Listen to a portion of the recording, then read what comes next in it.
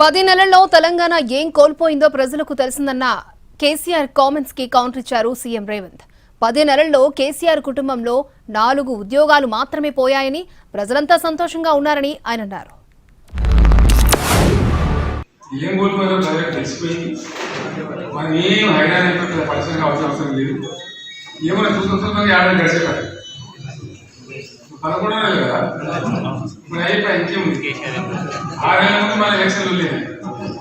పొద్దున కూడా 5 రోజుల కోసం ఆడు కాబట్టి అందరం కూడా మంచి జాగ్రత్త పనిచేసి అంత లేదు. ఒక పెద్ద ఆయన మాట్లాడుతున్నాడు బయటకు వచ్చి 10 నెలల తెలంగాణ ఏం కోల్పోయిందో వాళ్ళకి తెలిసి వచ్చిందని.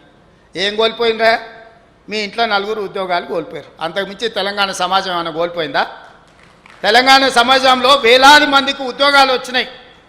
ఏం బాధ లేదు నాయన, నువ్వు హ్యాపీగా అక్కడనే పండుకో. నీతో ఏం పని లేదు. తెలంగాణ సమాజం నిన్ను మర్చిపోయింది. అసెంబ్లీ తర్వాత పార్లమెంట్లో గుడ్డు 0 ఇచ్చారు, గాడిద గుడ్డు ఇచ్చారు, అయినా కూడా నీ బుద్ధి మారలేదు.